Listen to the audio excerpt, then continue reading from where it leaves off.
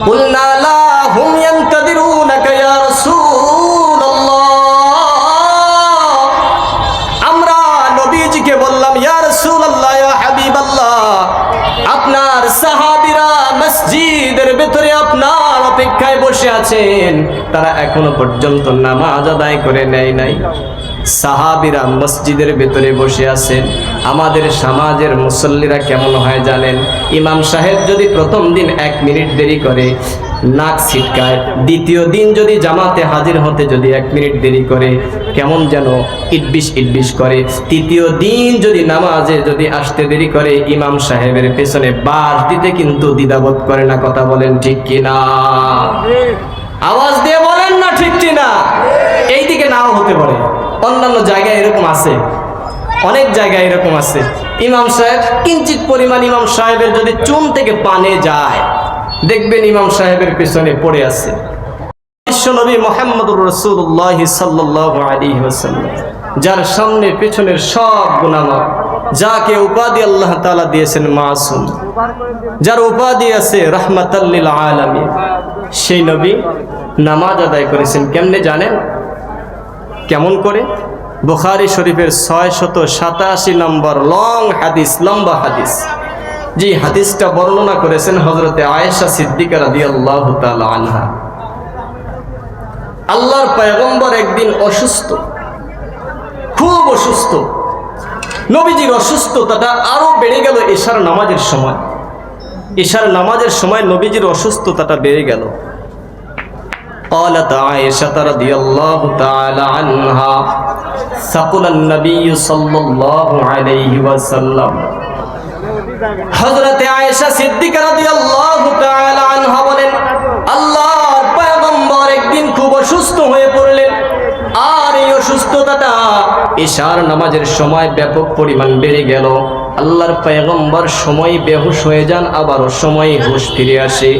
হঠাৎ করে নবীজির হুঁশ ফিরে আসার পরে আমাদেরকে প্রশ্ন করলেন আসাল্লান নাস মানুষেরা কি নামাজ আদায় করে নিয়েছে নাকি কুলনা লা হুম ইয়ানতাদিরুনাকা ইয়া রাসূলুল্লাহ আমরা নবীজিকে বললাম ইয়া রাসূলুল্লাহ ইয়া হাবিবাল্লাহ আপনার সাহাবীরা মসজিদের ভিতরে আপনার অপেক্ষায় বসে আছেন তারা এখনো পর্যন্ত নামাজ আদায় করে নেয় নাই সাহাবীরা মসজিদের ভিতরে বসে আছেন আমাদের সমাজের মুসল্লিরা কেমন হয় জানেন ইমাম সাহেব যদি প্রথম দিন 1 মিনিট দেরি করে নাক ছিটকায় দ্বিতীয় দিন যদি জামাতে হাজির হতে যদি 1 মিনিট দেরি করে কেমন যেন ইটবিশ করে তৃতীয় দিন যদি নামাজে যদি আসতে দেরি করে ইমাম সাহেবের পেছনে বাস দিতে কিন্তু দ্বিধাবোধ করে না কথা বলেন ঠিক কিনা আওয়াজ দিয়ে বলেন না ঠিক কিনা এইদিকে নাও হতে পারে অন্যান্য জায়গায় এরকম আছে অনেক জায়গায় এরকম আছে ইমাম সাহেব কিঞ্চিত পরিমাণ ইমাম সাহেবের যদি চুন থেকে পানে যায় দেখবেন ইমাম সাহেবের পিছনে পড়ে আছে ওরা মনে করে ইমাম সাহেবকে তো আমরা টাকা দিয়ে রাখছি কেন ইমাম সাহেব নামাজ পড়াবে না অথচ জানে না ইমাম শব্দের অর্থ কি সাহাবীরা বসে আছেন মসজিদের ভেতরে নবীজির অপেক্ষায় قال رسول الله صلى الله عليه وسلم دعوا لي ماء في المخضاب আল্লাহর পয়গম্বর আমাদেরকে বললেন পানি নিয়ে আসো ফাফআলনা হযরতে আয়েশা রাদিয়াল্লাহু তাআলা আনহা বলেন আমরা সেইটাই করলাম নবীজির জন্য পানি নিয়ে আসলাম এরপরে নবীজি সাল্লাল্লাহু আলাইহি ওয়াসাল্লাম ফাগতাসালা নবীজি গোসল করলেন এরপরে ফাযাহাবা লিয়ানুআ নবীজি আবার মেহরাবের দিকে যাওয়ার জন্য একটু খাড়া হয়ে গেছেন নবীজির মেহরাব আর নবীজির হুজরা কতটুকু ডিফারেন্স জানেন শুধুমাত্র একটা দরজা পার হবেই নবীজি মেহরাবের ভেতরে প্রবেশ করবেন এতটুকু রাস্তা নবীজি দাঁড়ায় গেছেন বেহুশ হয়ে পড়ে গেছেন নবীজি গোসল করলেন গোসল করার পরে মসজিদের দিকে আসার জন্য শুধুমাত্র দাঁড়ায় গেছেন ফাউগমি আলাইয়া নবীজি আবার বেহুশ হয়ে সেখানেই পড়ে গেছেন সুম্মা আফাকা আবার নবীজি নবীজির যখন হুঁশ ফিরে এসেছে, আল্লাহর পয়গম্বর আবারও বললেন, আসাল্লান নাস, মানুষেরা কি নামাজ আদায় করে নিয়েছে নাকি? কুলনা লা হুম ইয়ান্তাদিরুনাকা ইয়া রাসূলুল্লাহ, আমরা নবীজিকে বললাম, ওগো নবী, এখনো পর্যন্ত আপনার সাহাবীরা নামাজ আদায় করে নাই, তারা আপনার অপেক্ষায় আছেন। এরপরে নবীজি আবার আমাদেরকে লক্ষ্য করে বললেন, দাউলি মা আনফিল মিখদাব, যাও যাও আমার জন্য পানি নিয়ে আসো।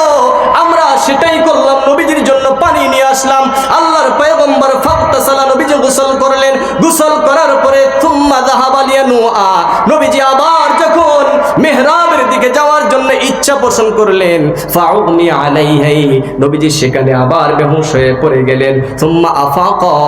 আবার যখন হুঁশ ফিরে আসলো, আবার নবীজি জিজ্ঞাসা করতেছেন, আসাল্লান নাস, মানুষেরা কি নামাজ আদায় করে নিয়েছে নাকি? কুলনা লা হুম ইয়ান্তাদিরুনাকা ইয়া রাসূলুল্লাহ, আমরা নবীজিকে বললাম, ও নবী, তারা এখনো পর্যন্ত নামাজ আদায় করে নাই, তারা আপনার অপেক্ষায় আছেন। কখন আপনি মসজিদের মেহরাবের ভিতরে নামাজের মুসাল্লায় দাঁড়াবেন, এইটার অপেক্ষায় আপনার সাহাবীরা রয়ে গেছেন। আল্লাহর পয়গম্বর আবারও বললেন, পানি নিয়ে আসো। এইরকম ভাবে 3 বার নবীজি গোসল করলেন, কাপড় চেঞ্জ করলেন। 3 বার আবার যখন মেহরাবে আসার জন্য ইচ্ছা করলেন, নবীজি আবারও বেহুশ হয়ে সেইখানে পড়ে গেলেন। ও মুসলমান, সেই নবীরই তো আমরা উম্মত, ওই নবীরই উম্মত আজকে মুখে বলি, কিন্তু দিলের ভেতরে নবীর প্রতি ভালোবাসা নাই। কথা বলেন ঠিক কিনা? আজকে নবীর প্রতি যদি ভালোবাসা থাকতো, আজকের যেই মাহফিলের প্যান্ডেল, যেই মাহফিলের আয়োজন করা হয়েছে, এই মাহফিল থুয়া আপনারা মেলার ভেতরে সময় কাটাইতে পারতেন না।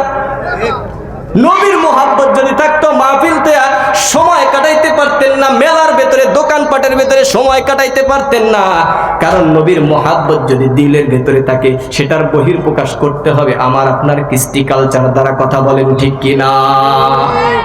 মুখে মুখে বলতেছি নবী প্রেমী, নবী প্রেমী, নবীর প্রেম তো দিলের ভেতরে কিঞ্চিত পরিমাণ নাই। নবী প্রেমী বলি,